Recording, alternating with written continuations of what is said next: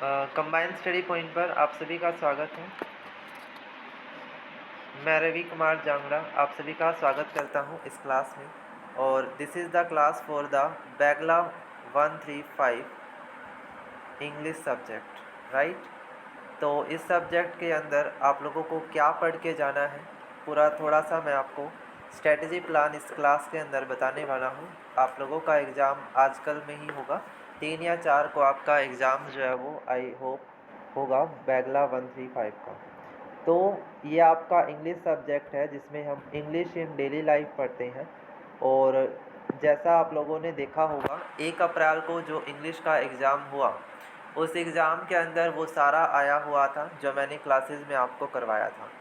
बिल्कुल डिट्टो वही चीज़ें आपसे पूछी गई ग्रामर के ऊपर एंड वोकैब पर, जैसा कि पैटर्न मैंने आपको एग्ज़ाम से पहले बताया था। तो आज इस वाले एग्ज़ाम की मैं आपको थोड़ा सा स्ट्रेटजी प्लान डिस्कस करूँगा कि इसमें आपको क्या क्या पढ़ना चाहिए, किस तरह से अपनी तैयारी जो है वो करके जानी चाहिए।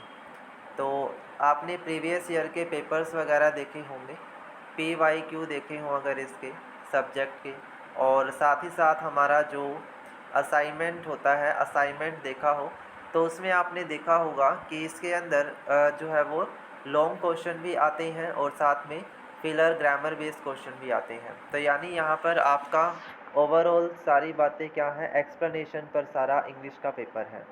यहाँ पर आपकी अंडरस्टैंडिंग कितनी है, कितना आप लोगों को इंग्लिश के बारे में जानकारी है, कितना आप सेंटेंस फॉर्मेशन कर सकते हैं, उसके ऊपर आपका ओवरऑल ये सब्जेक्ट है।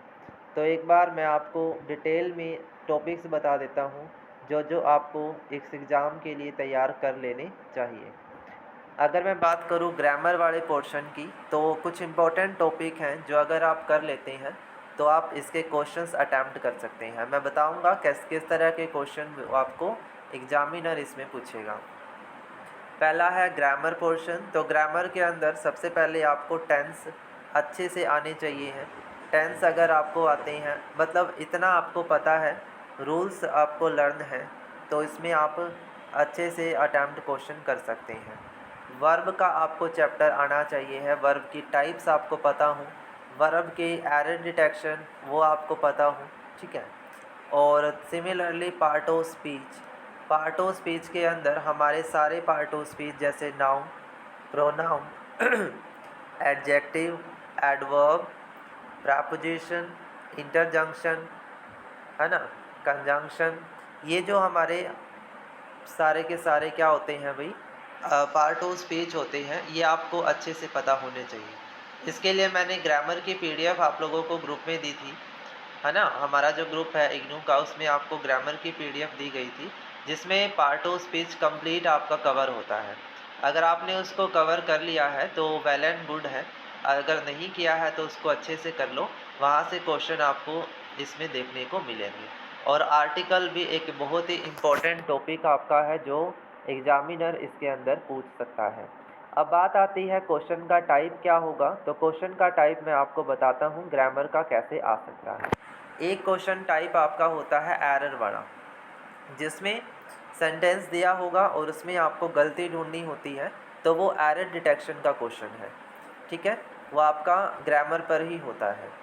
एक आपका टाइप आता है फिलर का, यानी फिल इन द ब्लैंक्स आपको दिए गए होंगे और उसमें आपको वर्ब फिल करनी है, कहीं नाउन फिल करना है, कहीं एडजेक्टिव करना है। सेंटेंस की रिक्वायरमेंट के अकॉर्डिंग हम उसमें फिलर में वर्ड जो है वो फिलअप करते हैं। ये भी एक बहुत ही इम्पोर्टेंट आपका टॉपिक रहने वाला है। और यहाँ से आप लोगों के ये 2 टॉपिक ऐसे हैं जो एग्जामिनर पूछेगा ही पूछेगा, ठीक है। अब मैं बात करता हूँ आपका दूसरे पोर्शन की, जो है वोकैबुलरी का। वोकैबुलरी से आपका क्या क्या पोर्शन जो है वो आ सकता है एग्ज़ाम के अंदर। तो पहला आपका रीडिंग कॉम्प्रीहेंशन मोस्ट इम्पोर्टेंट है। रीडिंग कॉम्प्रीहेंशन आपका 10 से 15 नंबर का आ सकता है इस वाले पेपर में। 10 से 15 नंबर आपके RC के, यानी पैसेज वाले क्वेश्चन के ही आ जाएंगे। और उसमें भी आपका वर्ड मीनिंग वाले क्वेश्चन भी आएंगे, यानी सिनोनिम, एंटोनियम, तो ये इसी का ही पार्ट है, RC का ही, ठीक है। RC के अंदर आपको पैसेज दिया होगा एंड उसके कुछ क्वेश्चन दे रखे होंगे, और वर्ड मीनिंग बेस्ड क्वेश्चन भी आपका एग्ज़ाम जो है वो पूछ सकता है। तो पैसेज की प्रैक्टिस अच्छे से कर लेना। आप अपने जो है वो न्यूज़पेपर पढ़ सकते हैं, उससे आपका अच्छे से पैसेज हो जाएगा। क्वेश्चन की लैंग्वेज समझनी है, क्वेश्चन का टाइप समझना है, क्या पूछा गया है। ये आपका ऑप्शनल भी हो सकता है और आपका स्टेटमेंट बेस भी हो सकता है, डिपेंड करेगा एग्जामिनर पर। तो आरसी मोस्ट इम्पॉर्टेंट है इस वाले एग्ज़ाम में। पक्का आपको एक आरसी देखने को मिलेगा ही मिलेगा, ठीक है। फिर आपका फ्रेजल वर्ब है। फ्रेजल वर्ब में क्या होता है, एक आपको वर्ब दे दी और उसमें आपको सेंटेंस बनाने को क्वेश्चन आएगा कि फ्रेजल वर्ब दे रखी है और उसमें सेंटेंस का क्वेश्चन आ गया, ठीक है। ये थोड़ा आपका इंग्लिश जैसे हमने वो किया था ना, इंग्लिश आपका जो 1 तारीख को पेपर था, सिमिलर सा ही है, ठीक है। ग्रामर वगैरह वहाँ पर भी करी थी और वही चीज़ यहाँ पर भी आ जाएगी। सेंटेंस इम्प्रूवमेंट यानी कि एरर डिटेक्शन का दूसरा टाइप, जिसमें सेंटेंस की गलती को सही किया जाएगा। इडियम फ्रेजेस आपके इम्पोर्टेंट हैं, आपको पूछे जा सकते हैं। तो ये आपका वोकैब का पोर्शन है जो आपको एटलीस्ट कवर करना है। आरसी को बिल्कुल भी स्किप मत करना, आरसी इम्पोर्टेंट है। उसके साथ ही सिनोनिम, एंटोनियम और सेंटेंस इम्प्रूवमेंट और आपका जो फ्रेजल वर्ब के क्वेश्चन आते हैं वो आपके इम्पोर्टेंट हैं। अगर मैं बात करूँ राइटिंग स्किल्स की, तो आपको ये क्वेश्चन 10-10 नंबर के देखने को मिलेंगे। जो राइटिंग स्किल मैं बता रहा हूँ ये आपकी 10 नंबर की ऑलमोस्ट आ ही जाती है। 10 नंबर या 15 नंबर, जैसा एग्जामिनर होता है उसके अकॉर्डिंग वो पेपर सेट करता है। पैराग्राफ राइटिंग, जिसमें आप किसी टॉपिक के ऊपर अपने पॉइंट ऑफ व्यू रखते हैं, इंट्रोडक्शन देते हैं, बॉडी करते हैं, कंक्लूजन लिखते हैं और उसके बाद उसको कंप्लीट करते हैं, तो वो पैराग्राफिकल फॉर्म आपका बहुत ही ज़्यादा इम्पोर्टेंट है। कन्वर्सेशन, डायलॉग्स, मैंने आपको पहले भी सिखाया था। डायलॉग क्या होते हैं, 2 पर्सन किसी मुद्दे पर डिबेट करते हैं, एक उसमें सजेशन देता है, दूसरा उसको कॉन्ट्राडिक्ट करता है, तो वो कन्वर्सेशन चलती है।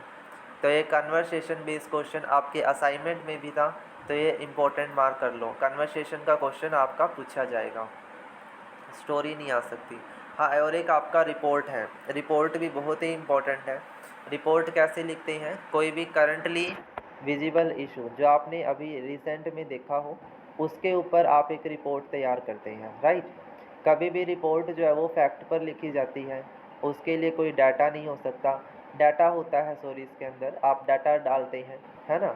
आप किसी टॉपिक पे हो सकता है, सोशल इशू हो सकता है, जैसे कि अभी आपका कोविड वैक्सीनेशन चला हुआ है, यानी ये जो कोविड वाला सिनेरियो चला हुआ है, तो ये एक इम्पोर्टेंट करंट का टॉपिक है जिस पर आपको रिपोर्ट तैयार करने के लिए आ सकती है।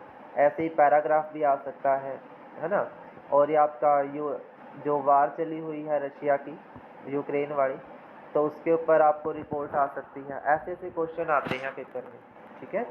और बिब्लियोग्राफी क्या होती है, किसी भी स्पेशल पर्सनैलिटी के बारे में लिखना। बिब्लियोग्राफी होता है स्पेशल पर्सनैलिटी के बारे में डिफ़ाइन करना। जैसे पंडित जवाहरलाल नेहरू, जैसे आपने लिखा नरेंद्र मोदी जी, किसी भी फेमस पर्सनैलिटी के ऊपर जब एक राइटर लिखता है तो उसे बिब्लियोग्राफी बोला जाता है, ठीक है। अब बात आती है ग्रामर कहाँ से करेंगे। ग्रामर करने के बाद रूल्स आपने कर लिए, तो उसकी प्रैक्टिस के लिए क्वेश्चन आपको कहाँ से मिलेंगे। तो आप लोगों का जो इग्नू स्टडी मटेरियल होता है, ठीक है, क्या होगा, इग्नू स्टडी मटेरियल का जो पार्ट होता है बेटा, उसमें से आपको टर्मिनल क्वेश्चंस कर लेने हैं। जो टर्मिनल क्वेश्चन होते हैं आपके यूनिट्स के, उनमें आपको ग्रामर कवर हो जाएगी, ठीक है। वहाँ से क्वेश्चन भी आपको समझ आ जाएंगे कैसे आते हैं। और दूसरा सोर्स आपका रहेगा PYQ यानी प्रीवियस ईयर क्वेश्चंस, तो वो आपने अच्छे से कर लेने हैं एग्ज़ाम से पहले। और यही आपका ओवरऑल मेरा स्ट्रेटजी प्लान है फॉर दिस सब्जेक्ट। तो आप समझ गए होंगे अभी तक कि इसमें क्या इम्पोर्टेंट है, क्या पोर्शन है जो आपको कवर करना है, कैसे आप कवर करेंगे, वो मैंने आपको बता दिया। तो all the very very best है इस एग्ज़ाम के लिए। अच्छे से करके आना। कोई भी दिक्कत, कोई परेशानी हो तो आप मेरे से पूछ सकते हैं। आपको डिस्क्रिप्शन में सारे के सारे लिंक्स मिल जाएंगे हमारे सोशल मीडिया के, वहाँ से आप ज्वाइन करके कुछ भी डाउट है आपका वो पूछ सकते हैं, ठीक है। टेलीग्राम, व्हाट्सएप, जो भी आप ज्वाइन करना चाहें उसके ग्रुप्स में आपको लिंक मिल जाएंगे, ठीक है। तो दैट्स इट फॉर टुडे, यही आपका ओवरऑल मेरा रिव्यू है। तो all the very best for the exam. Thank you so much everyone.